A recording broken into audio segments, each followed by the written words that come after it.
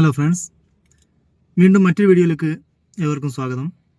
അപ്പോൾ ഞാനിന്ന് വന്നിരിക്കുന്നത് ഇപ്പം കൊടുമ്പിരി കൊണ്ട ചർച്ചയാണല്ലോ. സൗമ്യ വധക്കേസുമായി ബന്ധപ്പെട്ട ഗോവിന്ദചാമി ജയിൽ ചാടിയുമായി അതുമായി ബന്ധപ്പെട്ട ചർച്ചയാണ് എവിടെ നോക്കിയാലും.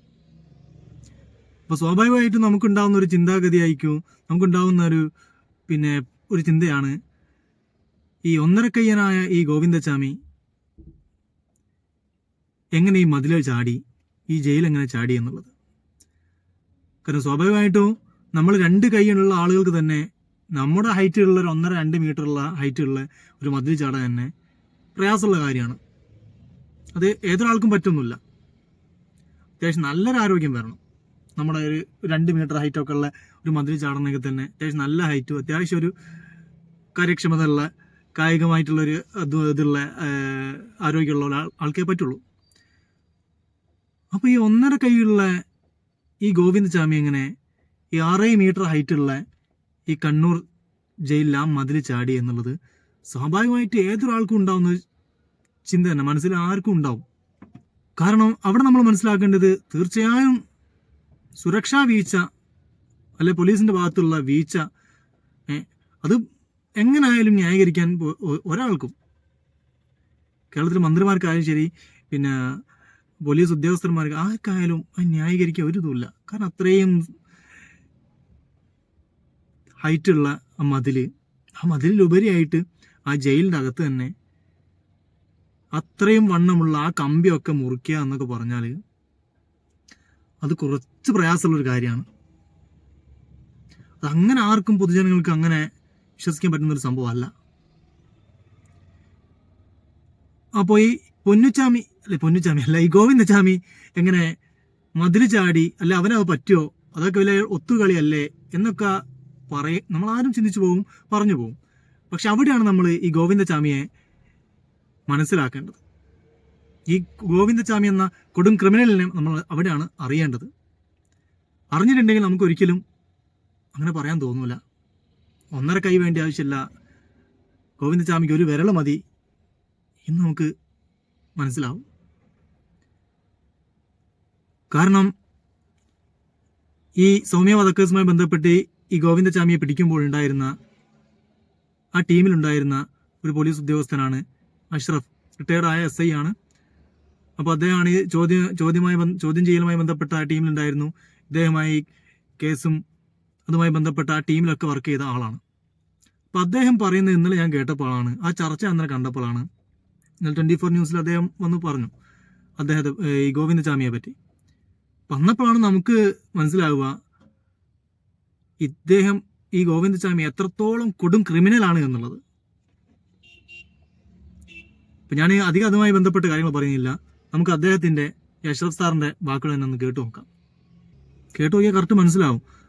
നമ്മൾ 2 കൈയുള്ള ഒരു ആരോഗ്യവാനെ കൊണ്ട് പറ്റാത്ത കാര്യങ്ങളാണ് ഈ 1.5 കൈയെ ഗോവിന്ദചാമി മനസ്സിലാവുക. അദ്ദേഹത്തിൻ്റെ ക്രൂരതകളും ലീലാവിലാസങ്ങളും മനോഭാവം എന്താണെന്നുള്ളത് മനസ്സിലാവും. കേട്ടു നോക്കാം. കാലത്ത് ഈ വാർത്ത ഞാൻ അറിഞ്ഞോട് കൂടിയിട്ട് ഭയങ്കര ഞെട്ടലോടെ ഞാൻ വാർത്ത കേൾക്കുന്നത്. കാരണം എന്താണെന്ന് അറിയാം, എനിക്ക് ഈ ഗോവിന്ദചാമി അറിയാം. അവൻ ആരാണ്, അവൻ എന്താണ്, അവൻ എങ്ങനെയാണെന്നത്.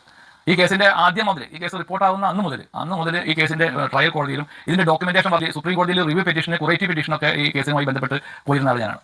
അപ്പോൾ എനിക്ക് ഗോവിന്ദചാമി അറിയാം, വ്യക്തമായിട്ട് അറിയാം. ഇവൻ ചാടി എന്ന് പറയുമ്പോൾ പേടിയായിരുന്നു മനസ്സിൽ. കാരണം ഇവൻ ചാടിയിട്ട് ഇവന്റെ ഭാര്യയുടെയും മക്കളുടെ കൂടെ ജീവിക്കാൻ ഒരു ജീവിതത്തിന് വേണ്ടി ചാടിയതല്ല, അച്ഛനും അമ്മയുടെയും കൂടെ ജീവിക്കാൻ ഒരു ജീവിതത്തിന് വേണ്ടി ചാടിയതല്ല, അല്ലെങ്കിൽ കൂട്ടുകാരുടെ ജീവിക്കാൻ ഒരു ജീവിതത്തിന് വേണ്ടി ചാടിയതല്ല, അല്ലെങ്കിൽ അവരുടെ ബന്ധുക്കളുടെ കൂടെ ജീവിക്കാൻ ഒരു ജീവിതത്തിന് വേണ്ടി ചാടിയതല്ല. അങ്ങനെയുള്ള ബന്ധങ്ങളും കാര്യങ്ങളും ഒന്നും ഇല്ലാത്ത ഒരു ഏകനായ ഒരു മനുഷ്യനാണ്. അവൻ ചാടുന്നത് കുറ്റകൃത്യങ്ങൾ ചെയ്യാൻ വേണ്ടി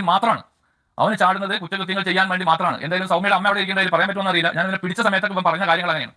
കാരണം എന്നോട് പറയുന്നത്, സാർ ഇതൊക്കെ കണ്ടിട്ട് ആരെങ്കിലും പാൽപ്പായസം കണ്ടിട്ട് ഇട്ടൊന്നും പോരാൻ പറ്റൂ. കാരണം വീടിന് തല പൊളിഞ്ഞ് 10-24 പല്ലുകളൊക്കെ നഷ്ടപ്പെട്ട് മൃതപ്രായമായിട്ട് ഇരിക്കുന്ന ഒരു സ്ത്രീയെ, ഒരു പെൺകുട്ടിയാണ് ഇത്തരത്തിൽ അവൻ ക്രൂരമായി പീഡിപ്പിച്ചത്. മാത്രമല്ല ഇവന് തിരിച്ചറിയിക്കും. അവനെ ഡോക്ടറോട് പറഞ്ഞത്, ഞങ്ങളോട് പറഞ്ഞതൊക്കെ, ഇവൻ ആഴ്ചയിൽ 1-2 പ്രാവശ്യം ഒരു പെൺകുട്ടിയെ അല്ലെങ്കിൽ ഒരു ആണിനെ ബോധിക്കണം, മദ്യം കഴിക്കണം, മയക്കുമരുന്ന് കഴിക്കണം. ഇത്തരം ഒരു സ്വഭാവമുള്ള മാത്രമാണ് ഇവൻ. ഇതിനു വേണ്ടി മാത്രം ജീവിക്കുന്നതാണ്.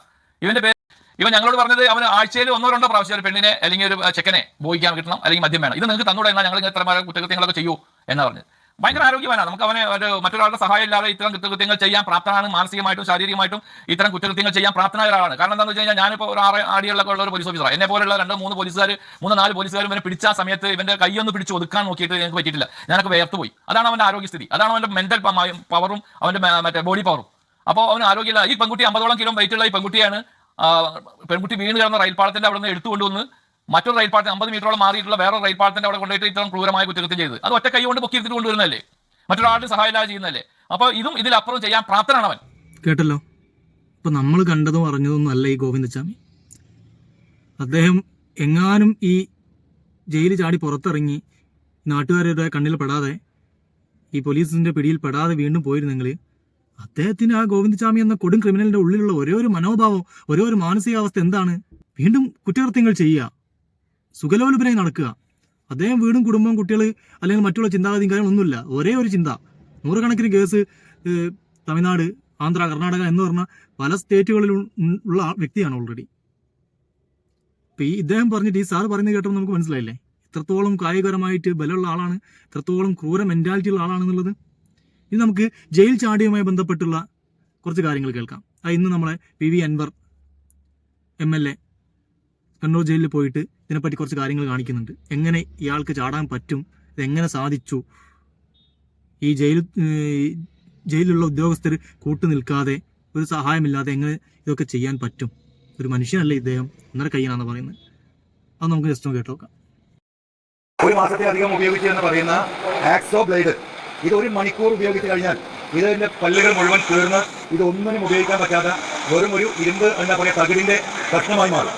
ഇതുപോലെയുള്ള ഒരു കമ്പി ആദ്യത്തെ മതിൽ ചാടി, കാരണം ഇത് സ്പെഷ്യൽ പ്രൊട്ടക്ഷനുള്ള 10ാം ബ്ലോക്ക് ആയതുകൊണ്ട് ആ മതിൽ അദ്ദേഹം ചാടിക്കടന്ന് 2 ആൾ തീരുന്നത്. പിന്നെ 200 മീറ്റർ നടന്നുപോയി. 200 മീറ്റർ നടന്നു പോയിട്ട് പിന്നെയുള്ളത് ഈ 7 to 8 മീറ്റർ ഹൈറ്റ് വരുന്ന ഏറ്റവും വലിയ മതിലാണ് നമ്മൾ പുറമേ കൂടെ പോകുമ്പോൾ നമ്മൾ കാണുന്നത്. ആ മതിൽ ചാടാൻ അവിടെ വെള്ളം ശേഖരിക്കാൻ വെച്ചിരുന്ന ഡ്രമ്മുകൾ അദ്ദേഹം ഇതേപോലെയുള്ള ഇതാണ് കണ്ടത്, 3 ഡ്രമ്മുകൾ കൂട്ടി വെച്ച് ഇതിന്റെ മുകളിൽ കയറിയെന്ന് പറഞ്ഞു. ഒരാൾക്ക് പോയിട്ട് എങ്ങനെ ഈ ഡ്രമ്മിന്റെ മുകളിലേക്ക് ആക്കി കളഞ്ഞത്? ഈ 3 ഡ്രമ്മിന്റെ മുകളിലേക്ക് ഏത് ലെവലിൽ ഹെലികോപ്റ്ററിൽ പോയിട്ട് ഇറങ്ങിയിട്ടില്ല. കേട്ടല്ലോ, കുറച്ച് ഭാഗം കേട്ടല്ലോ, കുറച്ചുകൂടി ഉണ്ട്. അപ്പം ഇതൊക്കെയാണ് അവസ്ഥ.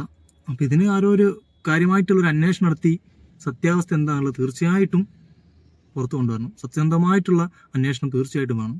കാരണം ഇതുപോലുള്ള കൊടും ക്രിമിനലൊക്കെ ജയിൽ ചാടിയിട്ടുണ്ടെങ്കിൽ എന്തൊക്കെയായാലും നമ്മുടെ കേരളത്തിൽ, അത് പോട്ടെ കേരളത്തില്ലെങ്കിൽ മറ്റുള്ള നാട്ടിലൊക്കെ പോയി ചെയ്യുന്ന കുറ്റകൃത്യങ്ങൾ എന്തൊക്കെ ആയിരിക്കും ഒരിക്കലും നമ്മൾ ചിന്തിക്കുന്നതിനും അപ്പുറത്താണ്. നമ്മൾ സൗമ്യ വധക്കേസ് തന്നെ നമ്മൾ കണ്ടതാണ്. എത്രത്തോളം ക്രൂരമായിട്ടാണ്, പൈശാചികമായിട്ട്, മൃഗീയമായിട്ടാണ് ആ ക്രൂരകൃത്യം ചെയ്തതെന്നുള്ളത് നമുക്കറിയാം. എന്തായാലും പോലീസിൻ്റെ ഭാഗത്തുണ്ടായ ഈ സുരക്ഷാ വീഴ്ചയൊക്കെ ഇനിയെങ്കിലും കുറച്ചുകൂടി ശ്രദ്ധ പുലർത്തിയിട്ട് കാര്യങ്ങൾ അവരൊക്കെ ഒന്ന് ചെയ്യട്ടെ. ഇതുപോലുള്ള കൊടും ക്രിമിനലിനെ ഈ ഒരു ജയിലിലേക്കാണ് ഇനി അടുത്ത് കൊണ്ടുപോകുന്നത്. കേരളത്തിൽ തന്നെ ഏറ്റവും വലിയ സുരക്ഷയുള്ള ജയിലാണ്, അവിടേക്കാണ് കൊണ്ടുപോകുന്നത്. ഇനിയെങ്കിലും ഇങ്ങനെയുള്ള സുരക്ഷാ വീഴ്ചയൊക്കെ പരിഹരിച്ചുകൊണ്ട് ഇങ്ങനത്തെ കൊടും ക്രിമിനലുകളെ എങ്കിലും നല്ലപോലെ ശ്രദ്ധിക്കാനും അതിലെങ്കിലും കുറച്ചുകൂടി ശ്രദ്ധ പുലർത്താനും കേരള ഗവൺമെൻറ്റും അതിലുപരി പോലീസ് ഉദ്യോഗസ്ഥർക്കും കഴിയട്ടെ. Okay, thank you.